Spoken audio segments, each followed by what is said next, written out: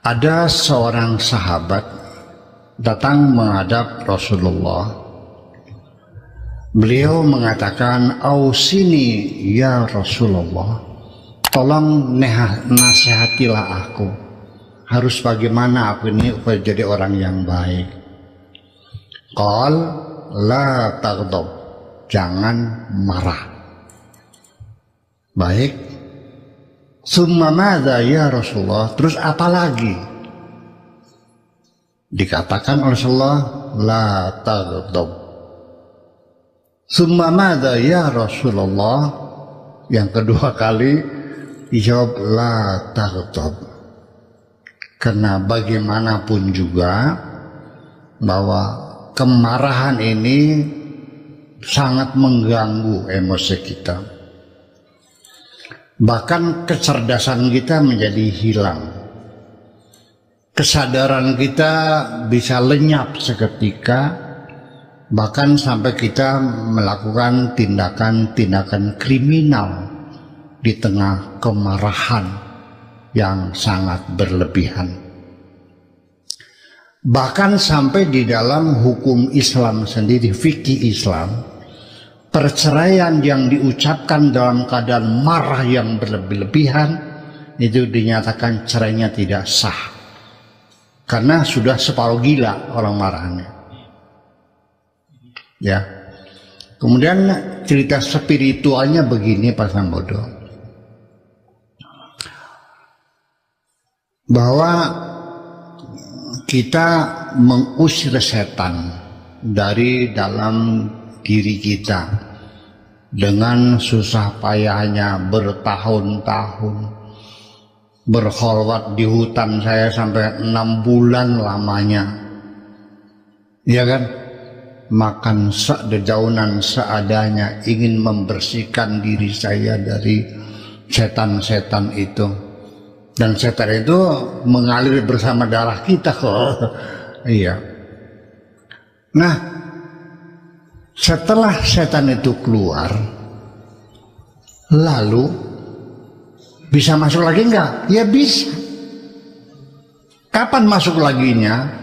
Ketika engkau sedang dalam keadaan marah.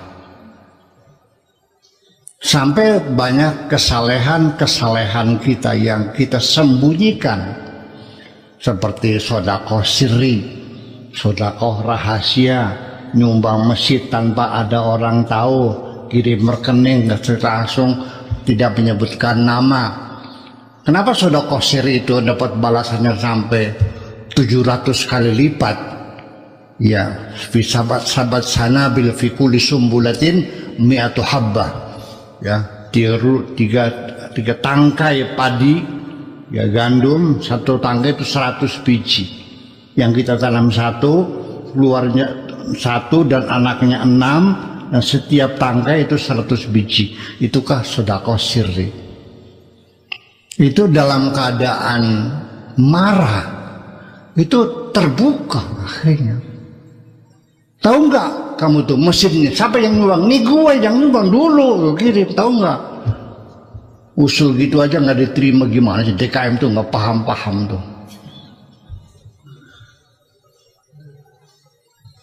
Bubar, sudah hilang. Nah, makanya berhati-hatilah.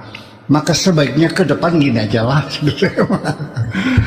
Kalau mau berdiskusi, mau berbicara, apa namanya, ya kompromi apapun yang Anda lakukan dengan siapapun, cobalah dengan pikiran yang tenang, hati yang damai.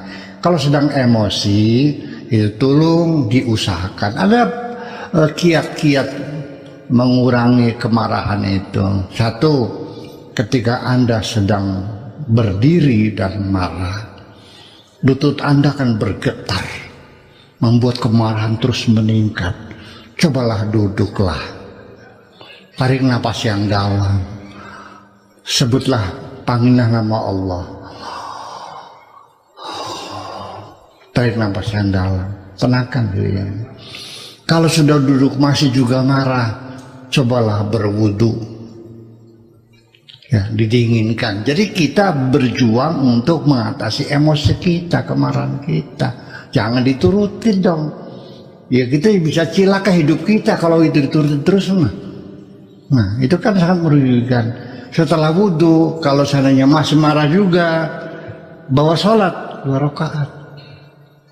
Ya kan begitu.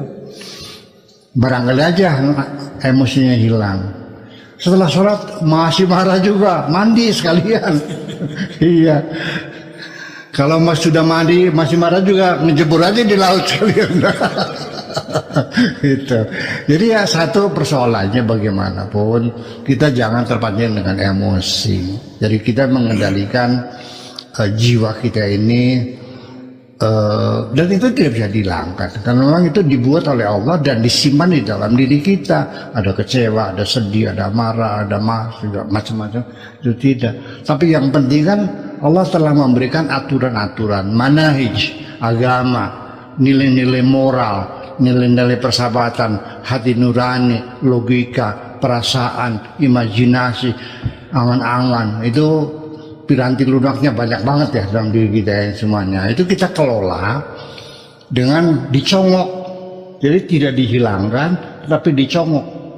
Congok itu artinya kalau kuda itu hidung itu dibolongin, itu yang kita kendalikan supaya tidak dimusnahkan, tidak dipatahkan kakinya dan tidak dibunuh, tetapi tetap berjalan tapi bisa diarahkan. Jadi cunguk itulah yang Anda perlukan.